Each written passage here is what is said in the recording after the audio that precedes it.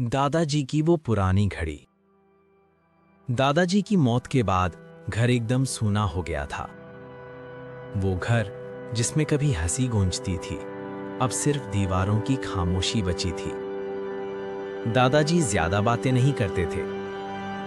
हर वक्त उनकी कलाई में एक पुरानी खरोचों भरी घड़ी बंधी रहती थी। हम सब उसे मामूली समझते थे, लेकिन दादाजी उसे कभी उतारते नहीं थे। दाह संस्कार के बाद जब उनके कपड़े संभाले जा रहे थे, माँ ने वो घड़ी मुझे दे दी। रख ले, माँ बोली, तू दादाजी के सबसे करीब था। मैंने घड़ी हाथ में ली। वो चल नहीं रही थी, समय जैसे वहीं थम गया हो। पहला संकेत। उस रात जब पूरा घर सो गया, अचानक टिक टिक टिक घड़ी चलने लगी। मैं चौंक गया। बैटरी तो थी ही नहीं। घड़ी की सुइयां अपने आप घूमने लगी और आकर रुकी। रात 2:15 बजे। उसी वक्त अलमारी से आवाज आई। मैं डरते हुए उठा। अलमारी खोली तो नीचे एक कागज गिरा। उस पर लिखा था, अगर ये पढ़ रहा है तो समझ ले मैं जा चुका हूं। मेरे हाथ कांपने लगे। अगली रात भी वही हुआ। ठीक 2:15 बजे घड़ी चलने लगी। इस बार सुइयां अलमारी की तरफ इशारा कर रही थी।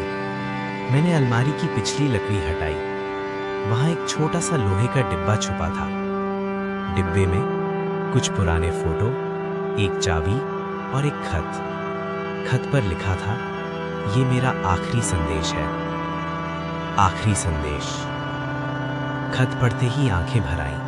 बेटा, मैंने जिंदगी में बहुत गलतियां की। काम में इतना उलझ गया कि अपने बेटे को वक्त नहीं दे पाया, और वही गलती दुनिया दोहरा रही है। ये घड़ी मैंने इसलिए संभाल कर रखी ताकि याद दिला सकूं, वक्त सबसे कीमती चीज है। जिस दिन ये घड़ी रुके, समझ लेना मुझे याद करने का वक्त आ गया है। खत के नीचे लिखा था, अपने पिता को गले लगा लेना देर होने से पहले। मैं उसी रात पापा के कमरे में गया। वो मोबाइल में बिजी थे। मैंने बिना कुछ बोले उन्हें गले लगा लिया। पापा चौंक गए। कुछ सेकंड बाद उनकी आंखें नम हो गईं। उन्होंने कहा, तेरे दादाजी भी ऐसे ही अचानक गले लगाया करते थे। अगली सुबह घड़ी फिर से बंद हो गई। अब कभी नहीं चली। लेकिन मुझे समझ आ गया, वो घड़ी समय बताने के लिए नहीं थी, वो रिश्तों की कीमत बताने के लिए थी। आज भी वो घड़ी मेरे पास है।